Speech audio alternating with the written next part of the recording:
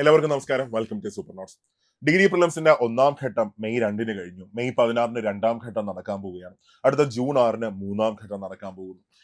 Degree mains എന്നായിരിക്കും എന്ന് ചോദിച്ചാൽ PSC ഓൾറെഡി തന്നെ ടെന്റേറ്റീവ് കലണ്ടർ ഇട്ടിട്ടുണ്ട്. അപ്പൊ എന്നിട്ട് ഞാൻ ഇപ്പോൾ ഈ ഒരു സമയത്ത് ഇങ്ങനെ ഒരു സെഷൻ ചെയ്യാൻ കാരണം ഒരുപാട് യൂട്യൂബ് കമന്റ്സ് വരുന്നുണ്ട്. ജൂണിൽ എക്സാം കാണോ, ജൂലൈയിൽ എക്സാം കാണോ, ഒക്ടോബറിൽ എക്സാം കാണത്തുള്ളൂ മെയിൻസും. അങ്ങനെ പുതുതായിട്ട് പഠിച്ചു തുടങ്ങുന്ന കുട്ടികൾ അല്ലെങ്കിൽ ആനുവൽ കലണ്ടർ കാണാത്ത ആൾക്കാർ അവർക്കൊരു ഡൗട്ട് ഉണ്ട്. അപ്പൊ അതൊന്ന് ക്ലാരിഫൈ ചെയ്യാൻ വേണ്ടിയിട്ട് മാത്രമാണ് ഈ ഒരു സെഷൻ ചെയ്യുന്നത്. മാത്രമല്ല ഒരു സിലബസിലെ ഒരു സിമിലാരിറ്റി ഞാൻ നിങ്ങൾക്ക് കാണിച്ചു തരാം. ജസ്റ്റ് ഈ വീഡിയോ അവസാനം വരെ ഒന്ന് കണ്ടോ. അപ്പൊ നമ്മൾ ഇപ്പൊ പ്രിലിംസ് നടക്കാൻ പോകുന്ന ഡിഗ്രി പ്രിലിംസ് നടക്കാൻ പോകുന്നത്. അപ്പോൾ ഡിഗ്രി പ്രിലിംസ് എന്ന് പറഞ്ഞാൽ ഒരുപാട് പരീക്ഷകൾക്ക് വേണ്ടിയിട്ടുള്ള കോമൺ പ്രിലിംസ് ആണ്. അതായത് company board assistant grade 1, company board assistant grade 2, university assistant, sub inspector, excise inspector, assistant jailer, assistant director of national savings, Kerala administrative tribunal, അത് കഴിഞ്ഞ് SBCID, അങ്ങനെ ഒരുപാട് പരീക്ഷകൾ ചേർത്തിട്ട് കോമൺ പ്രിലിംസ് ആണ് വരുന്നത്. അപ്പൊ ഇവിടെ മനസ്സിലാക്കുക, ഓരോ പരീക്ഷയ്ക്കും ഓരോ നോട്ടിഫിക്കേഷനും ഓരോ കട്ട് ഓഫ് ആയിരിക്കും. അതായത് കോമൺ പ്രിലിംസ് ആണെങ്കിലും സബ് ഇൻസ്പെക്ടറിന് മറ്റൊരു കട്ട് ഓഫ് ആയിരിക്കും, എക്സൈസ് ഇൻസ്പെക്ടറിന് മറ്റൊരു കട്ട് ഓഫ് ആയിരിക്കും, കമ്പനി ബോർഡ് അസിസ്റ്റന്റ് മറ്റൊരു കട്ട് ഓഫ് ആയിരിക്കും, യൂണിവേഴ്സിറ്റി അസിസ്റ്റന്റ് ഒരു കട്ട് ഓഫ് ആയിരിക്കും, assistant director of national savings മറ്റൊരു കട്ട് ഓഫ് ആയിരിക്കും. ഓരോ നോട്ടിഫിക്കേഷനും വിവിധ തരം കട്ട് ഓഫുകളാണ് വരാൻ പോകുന്നത്. അത് കഴിഞ്ഞ് ഒരു നോർമലൈസേഷൻ ഉണ്ടാവും. അതായത് ഇപ്പോൾ ഒന്നാം ഘട്ടം നോക്കുകയാണെങ്കിൽ പാടാണ്, ഇപ്പോൾ രണ്ടാം ഘട്ടവും മൂന്നാം ഘട്ടവും എളുപ്പമാണെന്ന് സങ്കല്പിക്കുക. അങ്ങനെയാണെങ്കിൽ ഈ ഒന്നാം ഘട്ടം എഴുതിയ ആൾക്കാർക്ക് കുറച്ച് മാർക്ക് അങ്ങോട്ട് മോഡറേഷൻ കൊടുക്കും. അപ്പൊ ഇതെല്ലാം നടന്നതിന് ശേഷം പ്രിലിംസിന്റെ റിസൾട്ട് വരും. എന്നിട്ട് മെയിൻസ് നടക്കാൻ പോകുന്ന ഡിഗ്രി മെയിൻസ് നടക്കാൻ പോകുന്ന മക്കളെ ശ്രദ്ധിച്ചോ, എത്താറായടാ, പരീക്ഷ എത്താറായി. കലണ്ടർ ഉണ്ടായിരുന്നോ, ടെന്റേറ്റീവ് ഷെഡ്യൂൾ ഉണ്ടായിരുന്നോ? ഓഗസ്റ്റ് ഒക്ടോബർ മാസങ്ങളിലാണ്, ഓഗസ്റ്റ് സെപ്റ്റംബർ ഒക്ടോബർ മാസങ്ങളിലാണ് ഡിഗ്രി മെയിൻസ് നടക്കാൻ പോകുന്നത്. അതായത് ഇപ്പൊ നടക്കുന്ന പ്രിലിംസിന്റെ മെയിൻസ് നടക്കാനായിട്ട് ഇനി വെറും 3 മാസം മാത്രമേ ഉള്ളൂ. അപ്പൊ ഞാൻ ഈ സംസാരിക്കുന്നത് മെയ് 6 സംസാരിക്കുന്നത്. മെയ് 6 എനിക്ക് തോന്നുന്ന സമയം ഇപ്പോൾ 6 മണി ആവാറായി. ഓക്കെ, അപ്പൊ ഇവിടെ നോക്കുക, June 4, July 4, August 4, June 6, June 6, July 6, August 6. അപ്പോൾ 3 മാസമാണ് മെയിൻസ് എക്സാമിനുള്ളത്. ഒരുപാട് സമയമൊന്നുമില്ല, ഒത്തിരി സമയമില്ല, വെറും 3 മാസം. അപ്പൊ പ്രിലിംസ് എന്ന് പറയുന്നത് ഒരു ക്വാളിഫയിങ് എക്സാം മാത്രമാണ്. പക്ഷെ മെയിൻസ് അങ്ങനെയല്ല. മെയിൻസ് ഓരോ മാർക്കും ശ്രദ്ധിച്ചേ, ഓരോ മാർക്കും 30-40 റാങ്കുകൾ നിങ്ങളെ മുമ്പിലേക്കും പുറകിലേക്കും മാറ്റും. സോ പ്രിലിംസ് ഒരു ക്വാളിഫയിങ് എക്സാം മാത്രമാണെങ്കിൽ മെയിൻസ് ഓരോ മാർക്കും നിങ്ങളെ ജോലി നേടിത്തരുന്ന, നിങ്ങളുടെ ഭാവി നിശ്ചയിക്കുന്ന ഏറ്റവും പ്രധാനപ്പെട്ട എക്സാം ആണ്. അപ്പോൾ ആ എക്സാമിനായിട്ട് വെറും 3 മാസം മാത്രമേ നിങ്ങളുടെ മുമ്പിലുള്ളൂ. അപ്പോൾ ഡിഗ്രി പ്രിലിംസിന്റെ ഒന്നാം ഘട്ടം കഴിഞ്ഞ എല്ലാവരും ഇനി ഉഴപ്പിക്കൊണ്ടിരിക്കരുത്. ഇപ്പോഴേ നിങ്ങളുടെ മെയിൻസിന്റെ പ്രിപ്പറേഷൻ സ്റ്റാർട്ട് ചെയ്തത്. ഞാനിപ്പോൾ ഇവിടെ ഇട്ടേക്കുന്ന ടെന്റേറ്റീവ് കലണ്ടർ ആണ്.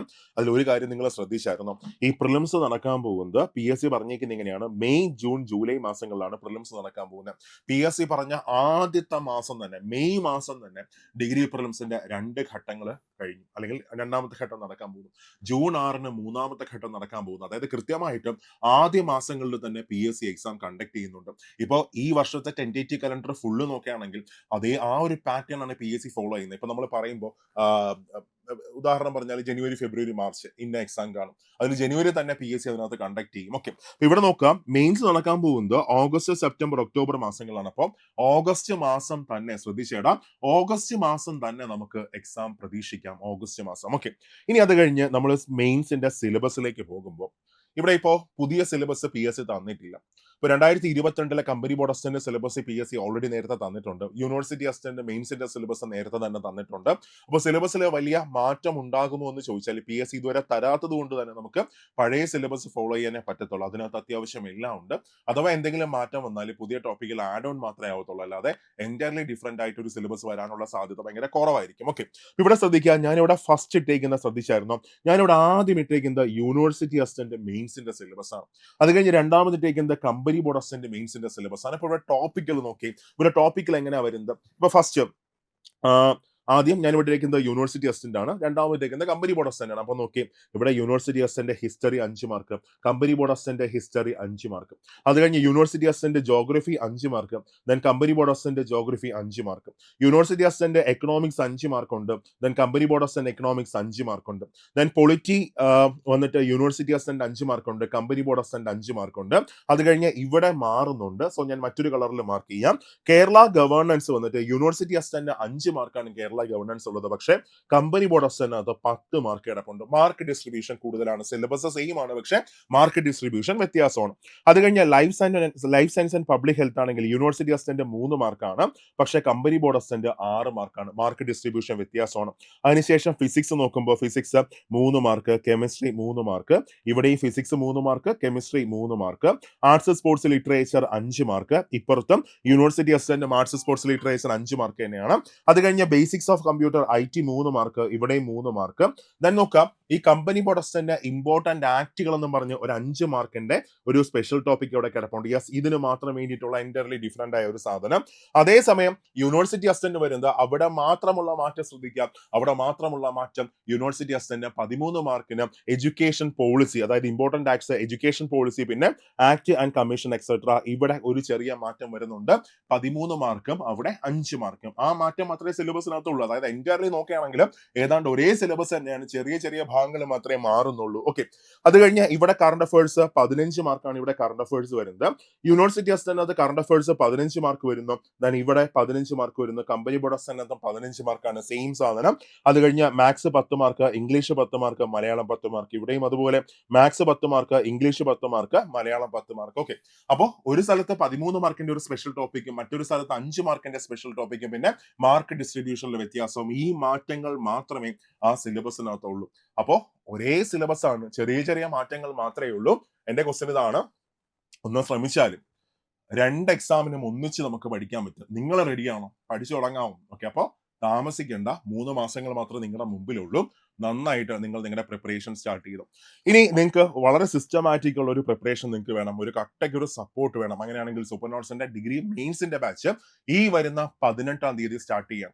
മെയ് 18-ന് സൂപ്പർ നോട്ട്സിന്റെ degree level mains batch start ചെയ്യുന്നു. അപ്പൊ company board assistant, university assistant, അതേപോലെ തന്നെ SBCID. അപ്പൊ SBCID ഒരു ഫോഴ്സ് പരീക്ഷയാണെങ്കിലും അതിന്റെ സിലബസ് LDയുടെ സിലബസ് ആണ് വരുന്നത്. അപ്പോ ഇവിടെ നോക്കുക, 3 പരീക്ഷകൾക്കൂടെ ചേർത്തിട്ട് 2499 രൂപ മാത്രമേ അതിന്റെ ഫീസ് വരുന്നുള്ളൂ. ഇനി അത് കഴിഞ്ഞ് നമ്മുടെ assistant jailer, sub inspector, excise inspector, ആ 3 പരീക്ഷകൾക്ക് വേണ്ടി മറ്റൊരു മെയിൻസ് ബാച്ച് നിങ്ങൾ സ്റ്റാർട്ട് ചെയ്യുന്നുണ്ട്. അതിനും 2499 തന്നെയാണ്. പക്ഷേ ഒരു കാര്യം ശ്രദ്ധിച്ചോളണം, ഇപ്പൊ നിലവിലെ ഞങ്ങളുടെ കുട്ടികൾ ഈ ബാച്ചിലേക്ക്, അതായത് നിലവിലെ ഞങ്ങളുടെ പ്രിലിംസ് മെയിൻസ് ബാച്ചിലെ കുട്ടികൾ ഇതിലേക്ക് ജോയിൻ ചെയ്യേണ്ട ആവശ്യമില്ല. ഓൾറെഡി നിങ്ങൾക്ക് 18-ാം തീയതി നിങ്ങൾക്ക് ആ ബാച്ച് സ്റ്റാർട്ട് ആയിരിക്കും. ഓക്കെ, അപ്പൊ പുതുതായിട്ട് ജോയിൻ ചെയ്യാൻ ആഗ്രഹിക്കുന്നവരൊക്കെ പെട്ടെന്ന് തന്നെ ജോയിൻ ചെയ്തോ. 250 പേർക്ക് മാത്രമേ ബാച്ചിനകത്ത് ജോയിൻ ചെയ്യാൻ പറ്റത്തുള്ളൂ. പ്രത്യേകിച്ച് ഫസ്റ്റ് ഫേസ് എഴുതിയ ആൾക്കാരൊക്കെ തന്നെ ഇനി കാത്തിരിക്കേണ്ട.